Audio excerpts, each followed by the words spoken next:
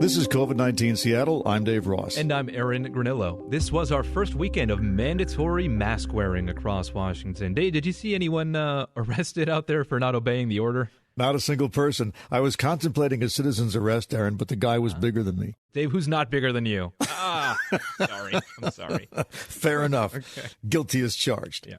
Now, Governor Inslee said during his announcement of this mandate, he didn't expect strong enforcement. It is a misdemeanor not to comply with this order, but it is not our desire to have hardworking officers following people around on mask issues. They have other things to deal with, frankly. Local law enforcement, though, still not happy about this. Sheriff Robert Snaza in Lewis County, Washington, told a crowd of people on Tuesday night, "Don't be a sheep." Don't be a sheep. And he's not alone. As far as I'm concerned, the governor's an idiot. He's overstepping his bounds, violating people's constitutional rights. That's Sheriff Bob Songer in Klickitat County. Sheriffs in Thurston and Grant counties have also pushed back against mandatory masks, as have sheriffs in Nevada, North Carolina, and California. The Washington Post reports that the sheriffs speaking out against their Democratic governor's mask mandates are largely white, male, and Republican. King 5 News interviewed Sheriff Snaza. How about if it makes you feel that this will help reduce it, then I would say to each individual, if they feel the need to wear the mask, wear the mask. But now you're making it an order, and then you're saying, if you don't like the order, I'm going to arrest you or cite you. And I find out we're going to the extreme. And that extreme, I just have a hard time dealing with. Well, I think he's got a point that people will not accept incarcerating someone for not wearing a mask. Mm-hmm. There's usually a sequence of how to get people to do things, right? There's tell me, help me, and force me. Some people just have to tell them to do something, they'll do it. Others say, well, if you can help me figure out how to do it, I'll do it. But then there are some who say, no, I'm not going to do it unless you force me. And that's what something like this is for. And the reason you go to this level is because the other two levels haven't worked. I'm not really sure why. I've never heard an interview with someone who refuses to wear a mask where they explain what it is about biology and contagion that they don't understand. Maybe they don't care about what happens to other people. But one of the points of having a government is to do what is best for the majority. Sometimes that means you don't get your way. And in this case, if we as a state have decided it's bad for a lot of old people to die before they need to, if we've decided it's bad for a lot of young people to face serious illness, have to stay home, and are not able to work, which hurts the economy, then at some point you have to have a rule, at least until there's a vaccine or a reasonable treatment. And for some reason, the guys out in the country think that part of being a rugged individual is to stand there and shout at a virus, which is what essentially they're doing. This isn't about the governor. The governor doesn't want to do this. Even Jay Inslee doesn't want to shut the state down, because that's where the government gets its money, right? So if you're going to argue that the governor is just in it to, collect taxes, he can't collect taxes if people aren't paying them because they're not working. So I dismiss that motive out of hand. You can't shout at a virus and make it go away.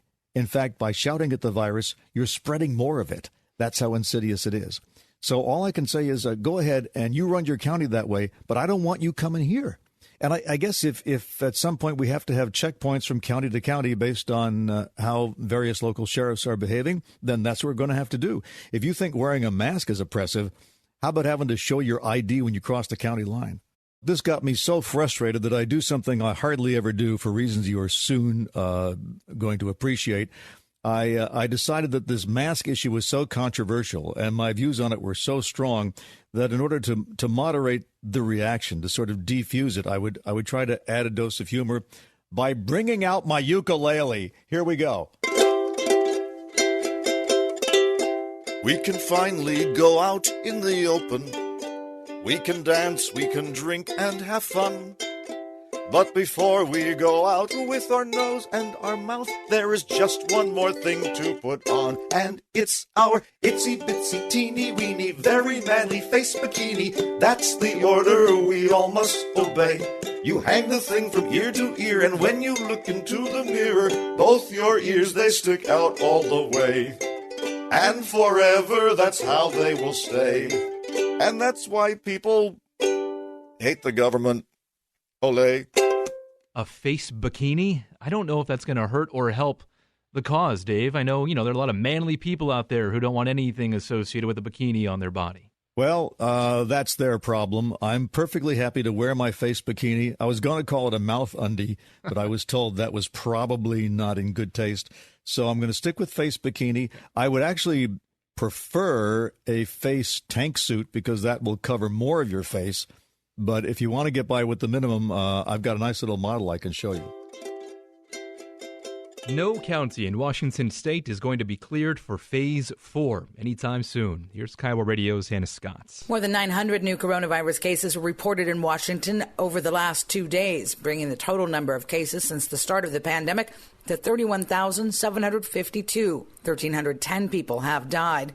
One bright piece of news is that 0 new deaths were reported yesterday. Still, Governor Inslee tells CBS's Face the Nation the surge in cases in the state is reason enough to pause any plans for counties to advance to Phase 4. We have a fire in many places across the United States, including a few of the counties in my state. Part of the new coronavirus case spike is due to young people in Seattle. King County Public Health says younger people are moving around a lot more, gathering in groups, thanks in part to the warmer weather, and they're getting sick. Pierce County also seeing a spike. Pierce County Communicable Disease Director Nigel Turner talked to Kiowa Radio's Gian Ursula. I think we're not seeing any specific single cause of the number of cases. Generally, I think our conclusion is it's more to do with just increased social interaction over time. And still no link between positive case numbers and all of those protests. Snohomish County, by the way, also pausing its application for Phase 3. Here's County Executive Dave Summers. Like our neighbors, both to the south and to the north, Pierce, King, Skagit, and Whatcom counties, our numbers have not stabilized enough. In fact, they've trended up slightly. We're not in the exact same place, though, that we were back in March. People, we hope, are wearing masks more often, and we understand how to avoid catching the virus. And we've also had a very significant jump in testing availability, which is very gratifying. That's King County Health Officer Dr. Jeff Duchin. But should we still be concerned about these rising case numbers, Dave? What do you think? I think one good thing is that they're rising primarily now among young people. Not that that's good in that I don't want people to catch it, but they're able to deal with it better than the old people are. So if you have a rising number of cases and all it means is that you're out of work for 2 weeks because you're sick and then you recover and you are immune, at least for this year, then that's fine. The problem, of course, is when a lot of those younger people who are infectious get around older people and no one's wearing a mask. And that's where the big problem comes. And it's good to know that at least the virus doesn't seem to be spreading through the protests because we've seen some huge protests. And if those were super spreader events, there'd be a problem. So masks, being especially careful indoors, making sure that you space yourself at the grocery store and feel free to go outside, apparently, as long as you're not too close to people. That's the way life has to be for now.